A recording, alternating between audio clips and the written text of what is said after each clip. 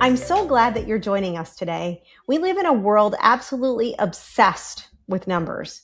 From our daily step counts to our quarterly revenue reports, metrics seem to drive every decision that we make.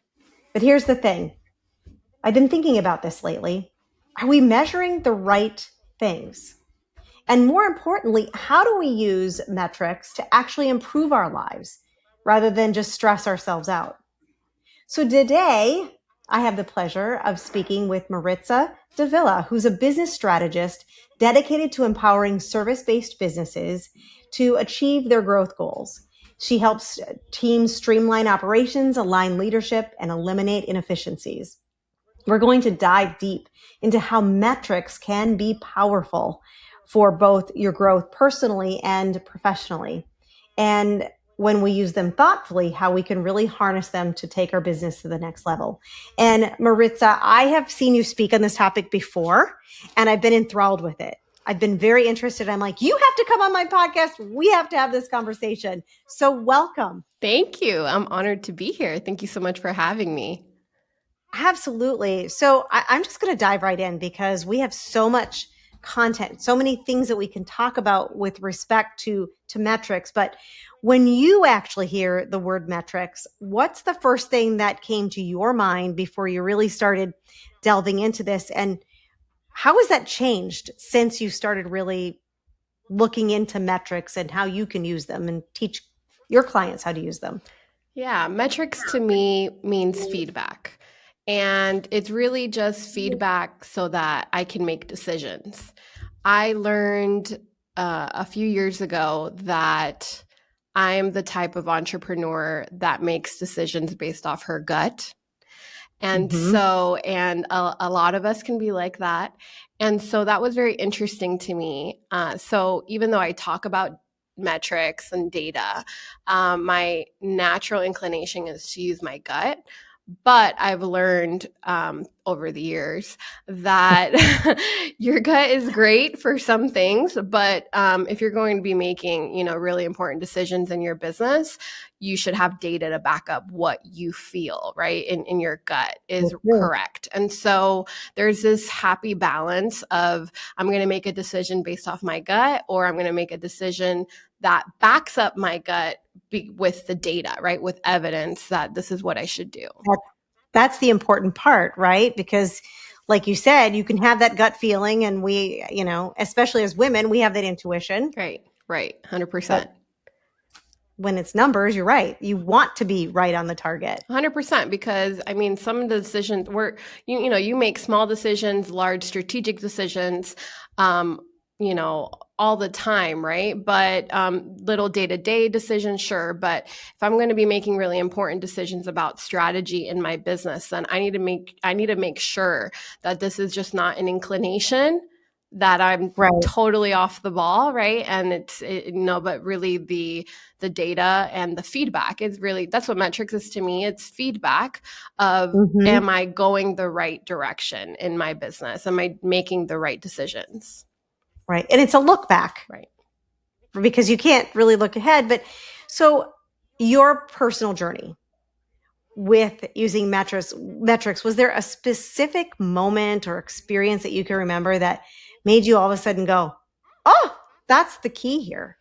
That's the part I'm missing. Yeah. So I, like many people, we track everything, right? Not just in business, but, our weight. I remember I spoke a little bit about this, but like I even like track like how well my marriage is doing. And You have to talk about that. You brought it up, so we are going to talk about that if that's okay. yeah, no problem. I'm as transparent as they come, so open book, really. But yeah, so I we track a lot of different things in our life, and what I learned, or what was fundamental to me, was that I was always tracking results or achievements, right? Because since I've was a little kid, it was very achievement driven, of like, I need to do this, I need to do that, right? Like step 1, 2, and 3.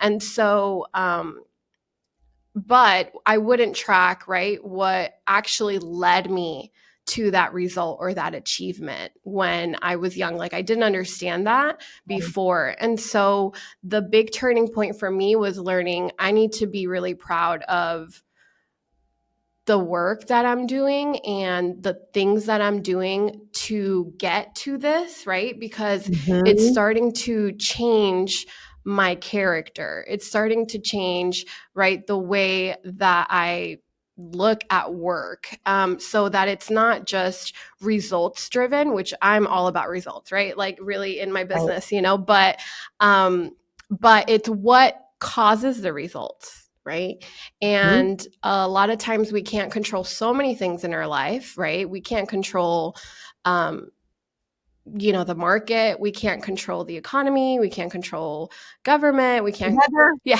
right. Yeah, even the weather, anything, right?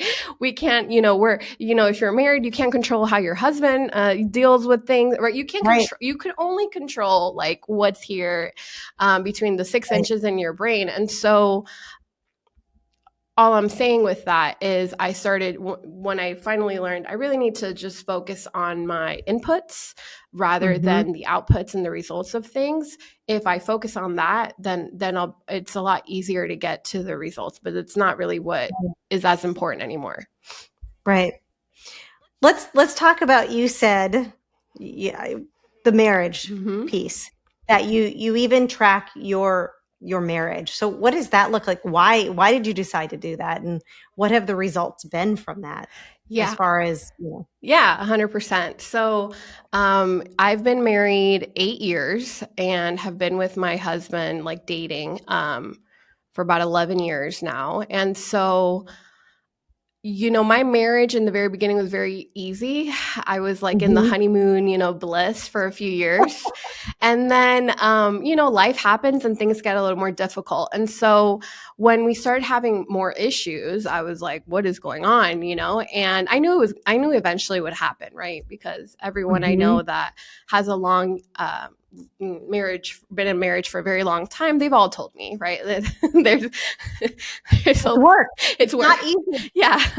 And Not honeymoon all the time. no, it's not the honeymoon all the time. And so when we started having a lot of issues, I downloaded this app, and this app is called Marriage 365. And what I noticed is that they have you qualify your marriage, about like Mhm. once a month, and they have Yeah. different categories. So they would talk about communication, conflict, a bunch of different things, right, that all happen in any marriage.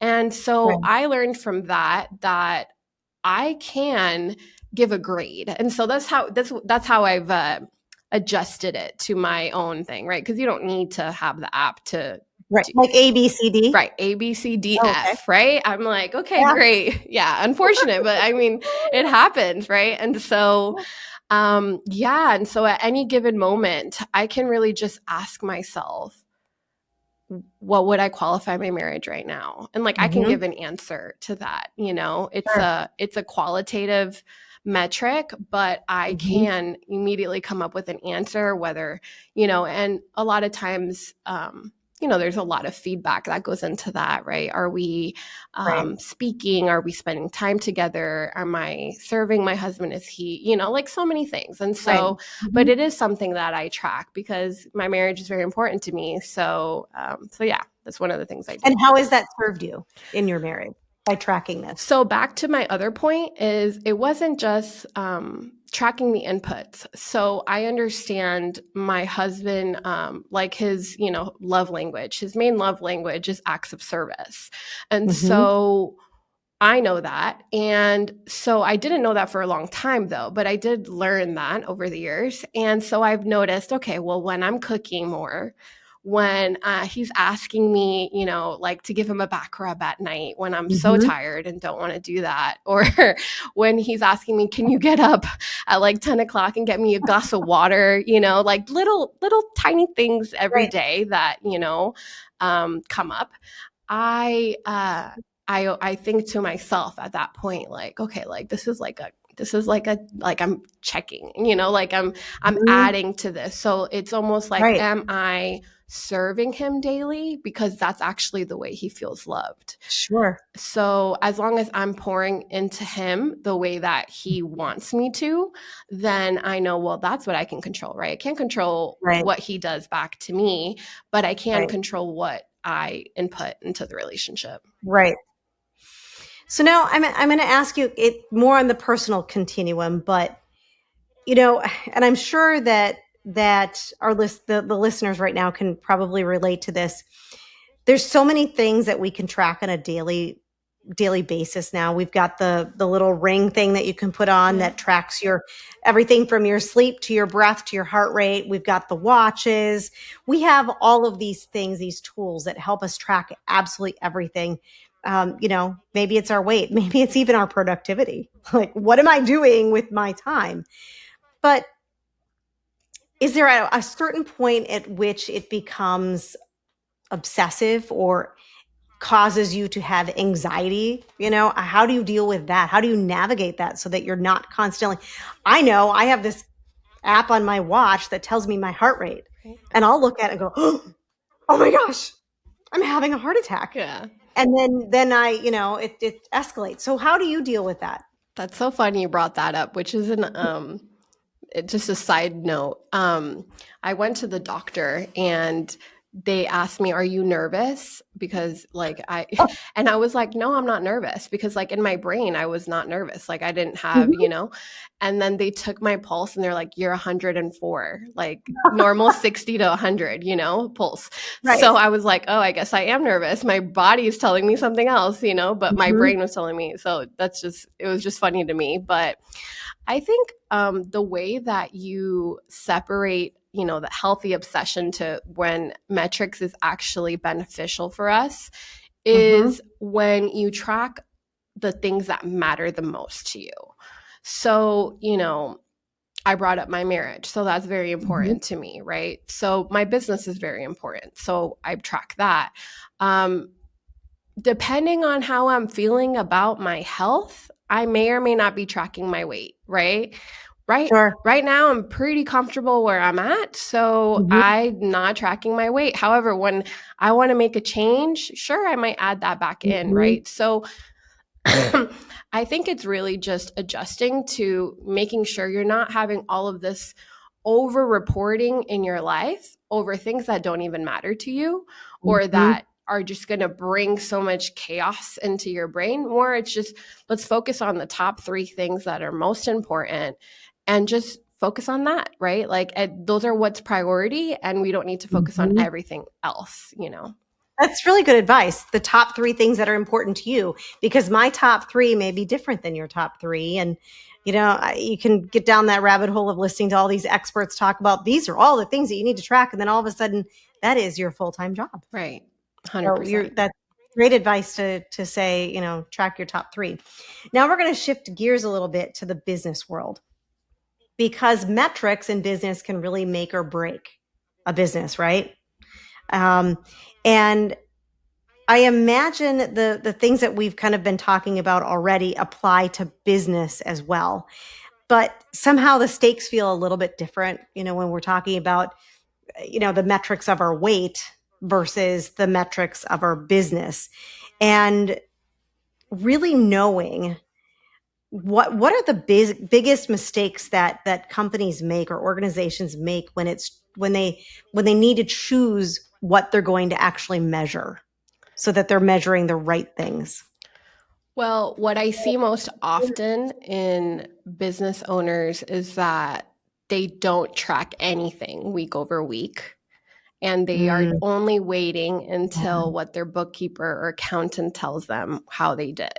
So that's the number one thing I see most common in small business owners, or in a small business is anyone under 500 employees. So it's the vast majority, but Mhm. that they don't track anything. So that would be number one. And then number two would be what we spoke about before.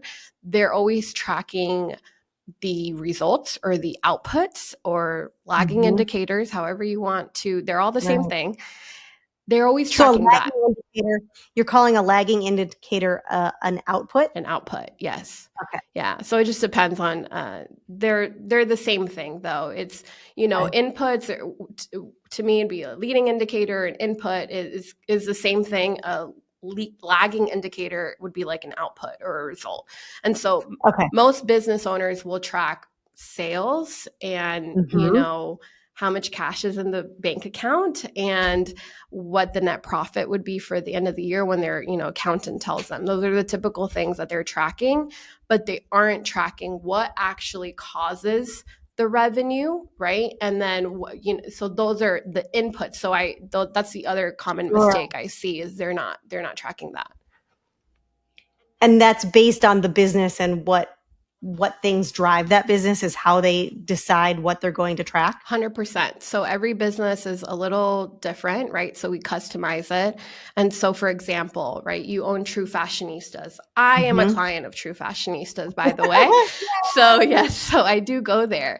And so, I guess like the top 3 things I would say for that business would be, well, I would track what's my foot traffic for, just as a general business metric. How much foot traffic am I getting every week or, or every day or whatever, and then from there, my second thing I would track, well, what's my conversion ratio? How many of these people that are coming into the store become clients? Same for a realtor, right? So a realtor may cold call or may have outgoing calls. So I would want to be tracking what is the revenue generating activity, right? For every business, for that retail store, I would say foot traffic. For a realtor might be calling, right? How many people did you talk to that week that want to sell or buy a house in this market? And then what is my conversion ratio? How many of them actually bought something at the store, and how many of them actually want to buy and want to buy with me, right? They want to buy with me. And so, and then the third thing I would probably say for general business metrics to track, for True Fashionistas, it would probably be what is the average transaction value? So how, on average, how much do people spend in the store per week? And then for the realtor, which is more service-based, would be, what is the average lifetime value of that customer? Because typically, if you do a good job, people will come back to you if they're still living in the same city. And people buy houses every 5 to 7 years. So, you do have a lifetime value. It's not as recurring, but it does come back. And so is that client worth 10 grand to you, 20 grand? So those are the things I would track depending on the business. It customizes to each one though. So how would you suggest someone track that? What's the most effective way to actually do the tracking of it? So it really depends on the size of the business, because since I often see many people don't track anything, it's I'm almost like, my hurdle is like, please, like, let's track, Just do it. Do the thing. I promise you that when you do it, it's going, like, you're going to have so much clarity. That's the thing, is once you start implementing it, you start to see, okay, all right, I'm seeing, True Fashionista. Okay, great. Okay, I'm seeing I'm getting, 500 people came in this week. Okay, great. We converted 20% of them, right? So we're at 100. How many people have actually spent? Okay, they're spending $500, $100. I don't know what it is, right? Okay, so then you have this now, and if you say, well, my goal for the year is this, you can know on August 20th, where am I in relation to my goal? And I don't have to wait for someone else to tell me how well my business is doing, as often business owners do. I don't have to wait for the accountant or the bookkeeper. I know myself. And so I can course correct week over week. Maybe I need to let more people know about my business, however that may be. There's a million different ways to do that. But you start to see, okay, well, this week I did not go as well. Maybe I need to double down next week. But it's not until you start implementing it. It's like health, right? Everyone knows you just have to eat well and you have to work out to be healthy. But how many people actually do it? Right. So, and you don't know unless you actually track it. Right. Because how many times have we said, oh, I don't need any sugar. Right. And then you start tracking, you're like, wow, I really didn't think I ate that much sugar. Yeah.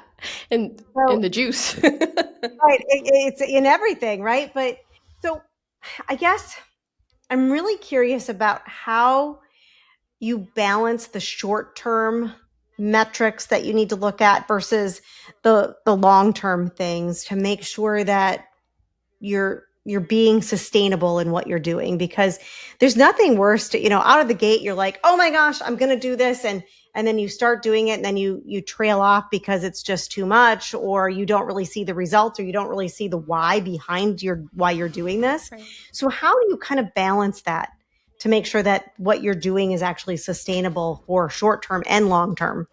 Yeah, so all the metrics that the two types of metrics that I like to implement with my clients is one, general business metrics. So what we spoke about a little bit prior, Mm-hmm. um, Right. that is very related to their goal of growth, and then And everyone's going to be different. everyone will be different. Mm-hmm. Yeah. And then the second one would be relating to their bottleneck. So what is the bottleneck of the business? Mm-hmm. So there are 1,000,001 problems in every business. So let's prioritize the bottleneck, because there's only one bottleneck, there's only one constraint that affects your growth, right? Of what your Mm-hmm. capacity is. So I want to measure both of those things. And the way I look at it is we always have a long-term goal. So Mm-hmm. depending on every business, at least like 1 year, right? Where it's a 1-year goal, and we break that up into weekly metrics. So it is a short-term Chunk metric size, of chunk pieces. right, it's in pieces, Okay. right? So it's digestible. So you can say, I want to make $1 million, $5 million, 10, whatever the number is. Mm-hmm. Great. Let's split. Let's now how many, and then we talk about the business, and I find out information to come up with this number of, great. So this is what your weekly number needs to be. And not just for the owner, right? This is for the team, Sure. right? Because Mm-hmm. everyone needs to have ownership of how are we growing this business, right? Everyone needs to have the Mm-hmm. buy-in. So you're responsible. I'm glad you mentioned that. Yes. I'm glad you mentioned that, because the whole there's no I in team. If you don't share with other people, they have no idea what your roadmap looks like. 100%. And often as owners, we tend to keep to ourselves all Mm-hmm. these things, right? We're constantly thinking about the business, right? We're up at 2 Right. in the morning and we're thinking, all these things, but our team does not, Mm-hmm. right? So they're not Right. typically like that. So we need to communicate these things. So they need to know. And so that's one of the things I do is we get at least the leadership staff on board, and everyone in the company should know what is the Mm-hmm. goal for this year, and what are you going to do to pitch in your part so that you feel like you're a part of this, right? Buy-in. Right. Yeah. There is this buy-in, there is this ownership of, I'm accountable for this metric, me, little me, that I'm like, whatever it is, right? Because yes, you do, because whether or not you believe it, you start to see it when you look, Right. when you're looking at this scorecard every week, and you see, oh, I did this, and okay, great, and we're getting there slowly but surely. Everyone, the buy-in, everyone's has ownership over this growth goal, and so that's Yeah, I attest to that, because we started a dashboard. That's what we call it. So it's something that you share with management or whoever it is that you feel that you need to share it with. And then they're able to see it, because otherwise it's this pie in the sky. It's this number on a whiteboard that they're looking at, and they're like, oh, it went up. Okay. Yeah. They're more inclined to work towards it if they see it. 100%. And, bringing it in, the other part with metrics is there's got to be accountability over these metrics. So we can't just have this big audacious goal, but no idea of how we're going to reach that. And so that's why we have to do this weekly metrics so that everyone understands and what's my part in this goal. But also, you're accountable for the goal. So the owner is not accountable. I mean, obviously they're accountable for everything, but I mean, at the end of the day, All of it.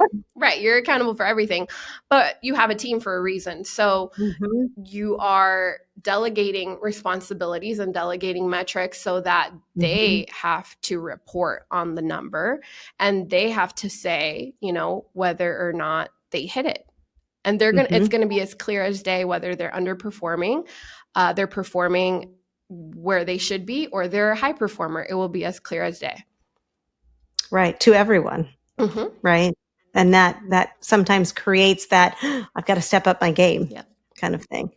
Have you ever seen where you've heard the term analysis paralysis, but have you ever seen where this, tracking metrics and someone really getting into tracking the metrics kind of took it a little too far, or I don't want to say took their eye off the ball, but kind of focused on the numbers and the metrics so much that they missed the bigger picture out there, the story, because everything has a story. There's a story behind everything. Right.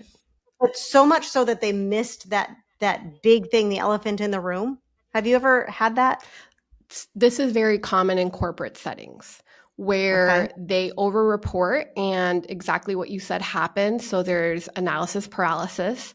And there's this famous story of Amazon in their early days where they were talking about, the data was reporting that their customer wait time was less than a minute. But they were getting constant customer complaints saying they had to wait to get to talk to a customer service rep. So what did Jeff Bezos do in the leadership meeting? He called the number. And it took more than 10 minutes to get someone.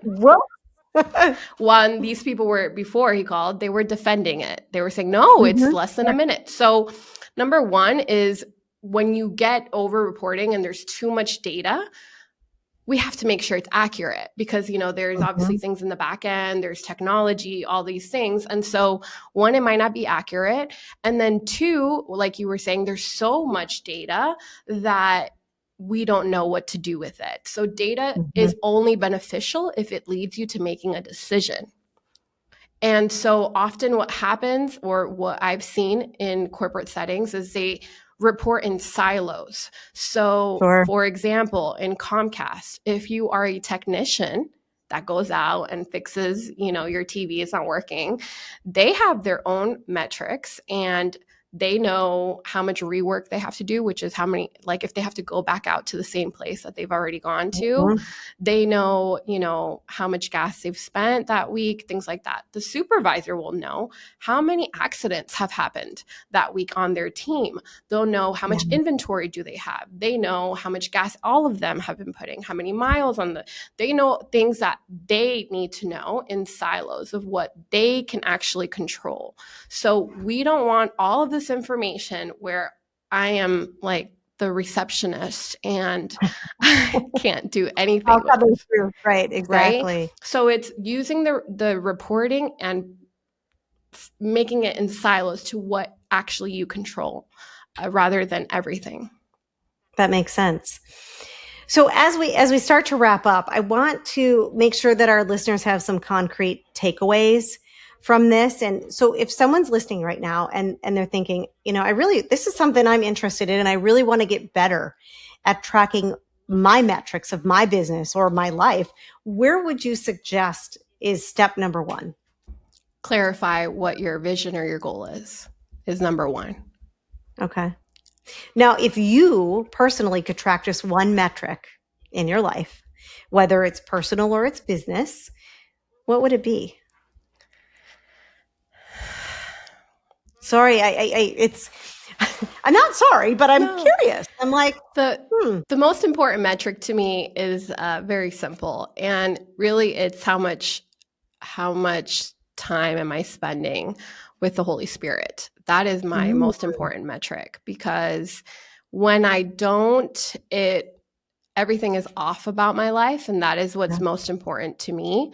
So that is the most, and it doesn't necessarily mean that I'm like spending hours or anything like that, because, life, but as long as it's a continual daily that I'm able to spend time with him, then that's really the most important metric in my life. I love that. I really do love that. I do. And it's going to be, again, different for everyone. Different for But I everyone, was curious as to what yours was. Yeah. So I have, at the very end of all of my podcasts, we do the final four. Okay. Are you ready? Are you ready for the final four? Born ready. It's 4 questions that I ask everyone, because I am so curious as to how everyone answers these questions. So the first one, what's your favorite book that you've read recently, and why? What was it that it made it stick with you? So my favorite book recently, not of all time. Or it can be all time. Okay. Well, I'm going to give you the most recent one because it's the most, I know what book it is. That's my favorite book, but I can't, it's a business book, but I can't remember. That's okay. I love business books. Yeah. Okay, great. But recently it's called Never Play It Safe. Okay. I love just the title of it because it reinforces something in me about what I believe. But he said something in that book about failure, which I don't know about everyone else, but I have had. So I was very interested in what he had to say about failure. And he basically said that this person that is known for climbing Mount Everest, or, she reworded failure, and she said, I'm afraid to fail. And she reworded it and said, I'm afraid to live. Oh. And that stuck with me because she was making goals that were really like she could die climbing this mountain. It wasn't, a matter of, oh, am I going to quit my job? Like, you're not going to die if you quit your job. But her goals were life or death. And she said, well, I'm afraid to fail. No, I'm afraid to live. And so now when I think about failure, I think about that, because I said, well, what if this fails? Well, okay, well, I'm afraid to live right now, and so I think the point of life is to live it boldly. So that's recently my favorite book. Awesome. Which leads me into my next question. Do you have a favorite quote or piece of advice that someone has given you that has stuck with you? Yeah, that'd be my mom. I always come back to this. She was scolding me when I was a young girl because I didn't like cleaning, as most teenagers don't. And I didn't clean the bathroom that well, I guess, one time. And she came and she told me, if you're going to do something, do it well or don't do it at all. And something about the way she said that to me, like, really just stuck with me. And so I really try to apply that in every area of my life. So if we're going to do it, we're going to do it well, or we're just not going to do it at all. And you can hear her voice every day, every time, right? Yeah, 100%. Sticks with me for sure.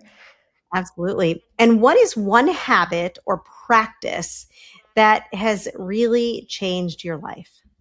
Prayer, worshiping. That's like the one thing. Yeah. Okay. And if you could have dinner with anyone who is living or not living, who would it be, and why would you choose that person?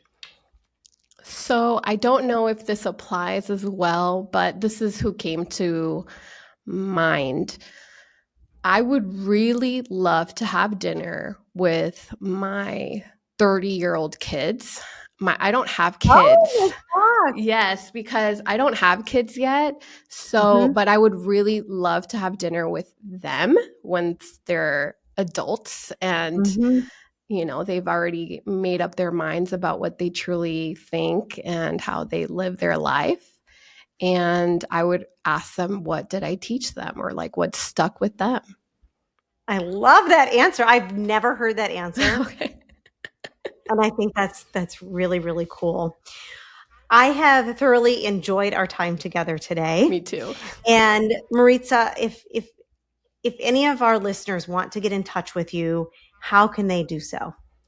Very simply, they can go to www.businessclarity.co and they can schedule a call with me if they're interested in learning more, or just follow me on social media. It's Maritza Davila or _ Maritza Davila and anywhere I am. Fabulous. And thank you so much for being on today. And thank you again to all of our listeners. Thank you, Jennifer.